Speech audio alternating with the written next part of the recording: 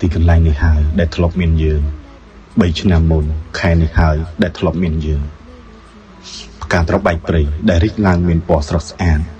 ដែលយើងមិនហ៊ានសំបីតែបេះតែបែរជាត្រូវរត់សัตว์ដែលធ្លាក់មកទៅវិញ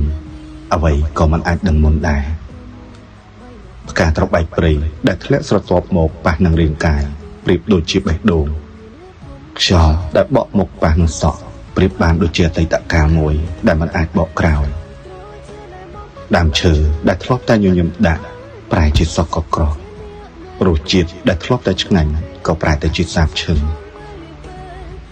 សៀវភៅដែលធ្លាប់តែអានបែរជាមើលលែងយល់អត្ថន័យអ្វីទាំងអស់បើសិនគ្មានទេវាគឺជាអ្វីមួយដែលគ្មានរូបភាពដែលមើលមិនឃើញប៉ះមិនបានដើរ1000ជំហានមិនដឹងថាត្រូវដើរទៅផ្លូវណាវង្វេងនៅក្នុងក្តីស្រឡាញ់មួយដែលបញ្ចប់ទៅទាំងមិនច្បាស់លាស់បញ្ចប់ទាំងគ្មានសញ្ញាខណ្ឌ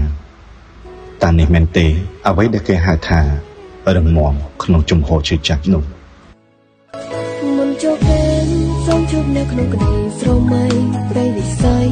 តែចង់អល់ទៅទុំខាងជើង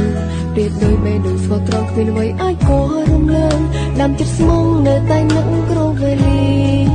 បារជ័យខ្ញុំតែអ្នកជាអ្នកទទួលប្រលំដួលមានកំឡុងស្រវាងឈរជាមួយដៃគ្មានសំឡេងព្រៀបដូចតារានិកស្រអំរះស្មីជួយត្រជាដែលបងមកខ្លួនព្រមខ្ញុំអរំប្រាប់តែគឺជាអ្នកមែនទេទូពេលអីលើពួកយើងនៅខំវេលាពេលមិនបំភ្លេចបែកឡើងនេះគ្មានថ្ងៃនឹងជួបគ្នាទៀតអនុភាពតែបែកបាក់ខ្លាំងធំធេងនៅតែស្រឡាញ់មិនអាចជ្រើសយកអ្នកណាផ្សេង